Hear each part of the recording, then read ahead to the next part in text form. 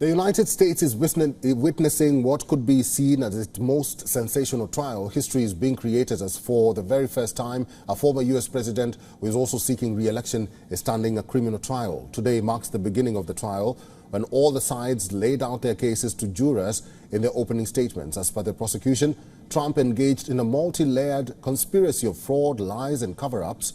The defense team delivered its opening statement saying Trump was cloaked in innocence. As prosecutors presented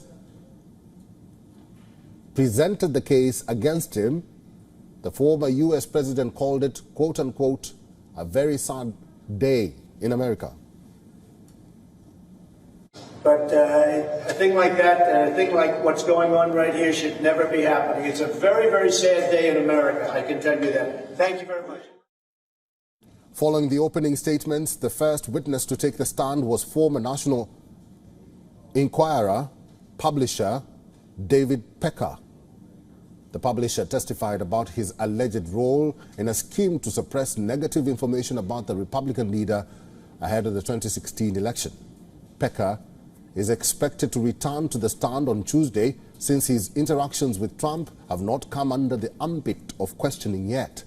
Cross-examination with those testifying is likely to take place later, while the entire trial is expected to last up to at least 6 weeks.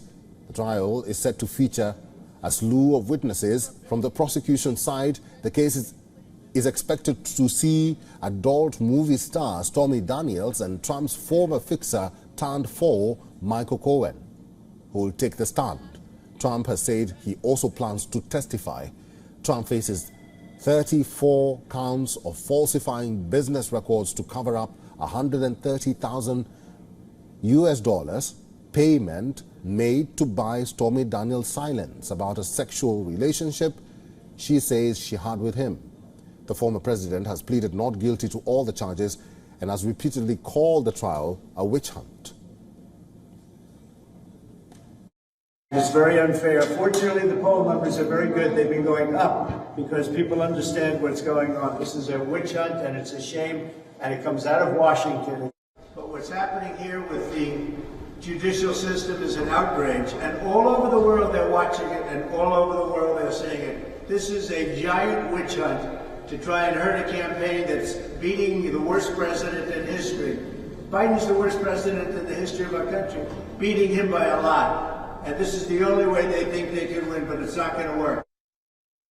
Trump can be imprisoned to up to 4 years if convicted, although a fine or probation is more likely as per analysts. A unanimous verdict will be required to convict Trump, who has been ordered by the judge to attend each day of the trial.